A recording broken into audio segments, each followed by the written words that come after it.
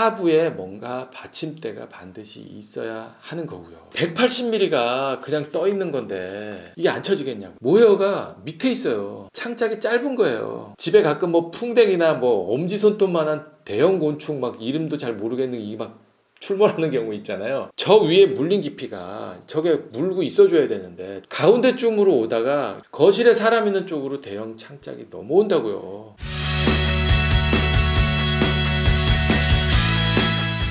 안녕하세요. 우리건설이야기입니다. 지금 사진은 세대 내에 창틀 설치하고 있는 사진 보고 계신데, 집 짓는 공정 중에 마감 공정 들어가잖아요. 그 마감 공정 중에 제일 처음 하는 게 이 창호 설치 공사예요. 저 프레임을 설치를 하면서 세대 내에 X축, Y축, 그리고 마감 높이, 뭐 천정의 높이라든지 방통의 높이라든지 이런 어떤 기준을 저 창틀로 다 잡아요.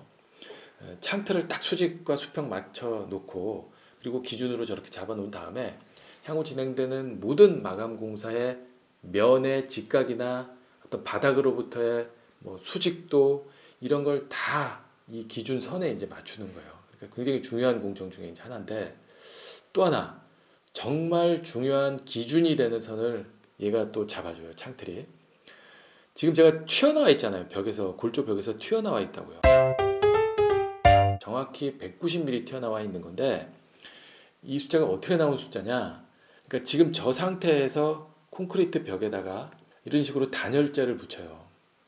150mm 두께로 붙였습니다. 75mm, 75mm 두 장 붙인다 그랬어요. 그리고 나서 저렇게 틈새마다 다 우레탄 폼을 밀실하게 저렇게 쏴줘요. 그리고 나중에 저 튀어나온 건 칼로 잘라내고, 그러고 난 다음에 이렇게 석고보드 붙이고 그 위에 도배 마감하면 이제 끝나는 거죠. 지역마다 붙여야 되는 단열재 두께가 좀 틀리고요. 사전에 다 정해져 있습니다. 그리고 여기에 단열재에다가 석고보드, 뭐 도배 이런 어떤 최종 마감 두께까지 고려해서 그 수치만큼 튀어나와 있는 거예요. 아까 튀어나와 있는 그 숫자가. 이걸 조금 더 자세히 좀 말씀드리려고 그러는데, 이거 한번 보세요. 이 창틀의 프레임 두께는 250mm예요. 두께가 250mm고 1번이 콘크리트 턱 위에 물려있는, 그러니까 턱 위에 얹어져 있는 창틀의 길이고요. 이게 70mm 정도 돼야 돼요. 2번이 단열재 두께를 고려해서 튀어나와져 있어야 된다 그랬는데, 이 튀어져 나와 있는 창틀의 길이에요. 그러니까 뭡니까? 250mm 두께 중에 아까 70mm 물려있다 그랬잖아요. 70mm 빼고 나면 180mm가 튀어나와 있는 거예요. 감이 잘 안 오시잖아요. 이게 정확히 250mm짜리 종이로 자른 거예요. 250mm예요. 여기가 70mm예요. 요만큼만, 이 바 중에, 창틀 250mm 바 중에 요만큼만 콘크리트 턱 위에 물려져서 힘을 받는 거예요. 그러니까 얘는 낭창낭창 될 수 있잖아요. 밑에 물론 브라켓이 있긴 한데 이게 낭창낭창 된다고요. 이 180mm는 앙카로만 버티는 거가 너무 약해서 저 위에 육중한 유리 끼운 창짝이 설치되고, 그리고 좌우로 레일을 따라서 왔다 갔다 할 건데, 그 힘을 받아줄 수 있는 뭔가 이 앞쪽에 뭔가 이 지지대가 있어야 되겠다. 지금 그 얘기를 드리는 거예요. 이게 알파벳 I자라고 생겼다 그래서 I형 지지대, 뭐 현장에서는 뭐 그렇게 부르는데, I 볼트, I형 지지대 뭐 이렇게 불러요. 그런데 이거를 인테리어 하시는 분들한테 얘기하면 처음 본다고 얘기하시는 분들이 많더라고요. 왜 그러느냐? 우리나라 단열 규정인데, 지금 보고 계신 거는 2001년도 우리나라 기준이에요. 이 단열 규정이 굉장히 자주 그리고 파격적으로 강화되어 오고 있어요. 단열재를 얼마나 세게 넣어야 하는지에 대한 정량적인 기준, 이게 정해져 있는데, 이게 이제 지역마다, 그러니까 추운 지역은 더 세게 넣어라, 춥지 않은 저 남쪽 지역은 조금 덜 세게 넣어도 돼, 뭐 이런 게 이제 정해져 있다고요. 지역마다 외기에 노출된 노출 부위마다 아주 엄격하게 자세하게 정해서 놓아놨어요. 법으로. 이걸 열 관류율이라는 숫자가 정해져 있는 건데, 이 열 관류율은 낮을수록 뭐 참고로 더 두꺼운 단열재가 들어가야 돼요.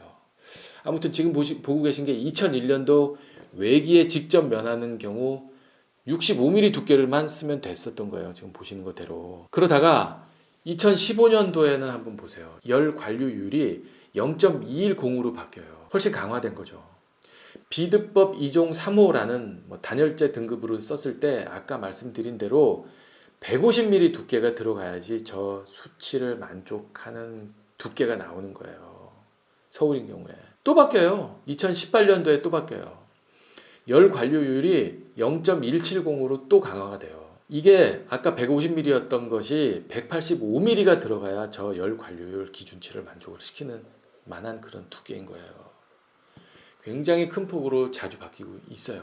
무슨 얘기냐? 예전엔 단열재 두께가 얇았기 때문에 창틀이 튀어나온 것도 얼마 안 튀어나와도 되는 거예요. 실내로 튀어나온 게 얼마 없으니까 단열재가. 그러니까 아까 보셨잖아요. 단열재가 65mm면 됐다고요. 65mm면 이 250mm 창 두께 중에 아이 지지대는커녕 브라켓도 거의 안 받쳐도 될 정도일 거예요. 예전엔 그랬다고요. 그런데 지금은 뭡니까? 최소 150mm 두께의 단열재를 해야 된다라고 말씀드렸잖아요. 150mm 두께의 단열재를 썼으면 그거 이상으로 창틀이 실내로 들어와 줘야 되는 거거든요. 그렇게 들어와야 되니까 하부에 뭔가 받침대가 반드시 있어야 하는 거고요. 안 그러면 창짝의 무게 때문에 저 창틀이 하단부가 처진다니까요. 180mm가 그냥 떠 있는 건데 이게 안 처지겠냐고요. 창문짝 상단엔 모헤어라는 부드러운 어떤 털 재질 같은 거가 붙어 있어요. 이게 이제 창틀의 레일과 창짝의 틈을 메워주는 그런 역할을 하는 거거든요. 이게 이 창이 레일을 따라서 이제 왔다 갔다 해야 되니까 얘가 딱 붙어 있을 수가 없잖아요. 당연히 이제 어떤 유격이 있어야 되고 이 유격의 틈을 메워주고 있는 거가 저게 모헤어인데, 근데 지금 잘 보세요. 모헤어가 밑에 있어요. 창짝이 짧은 거예요. 이 길이 세로 길이가 이렇게 되어 있어야 되는 거거든요. 레일에 물림 깊이가 충분히 되어야 그 물림 깊이 내에 모헤어가 저렇게 들어가 있어야 되는 거고요. 그래야 모헤어가 제 기능을 발휘를 하는 거거든요. 지금 저 파란 선 저게 이제 저거 따라서 찬바람도 들어올 수 있는데 그것도 모헤어가 막아주는 거고, 또 저 파란 선 따라서 곤충도 들어와요. 모헤어가 있어야 막아준다고요. 집에 가끔 풍뎅이나 엄지손톱만한 대형 곤충 이름도 잘 모르겠는 이 출몰하는 경우 있잖아요. 그게 다 저 모헤어가 오래돼서 벌어졌거나 틈이 생겼거나 하면 걔네들이 글로 들어오는 거예요. 찬바람도 들어오겠지만. 지금 근데 아무튼 지금 곤충 얘기할 게 아니고 갑자기 모헤어 이야기 왜 했느냐?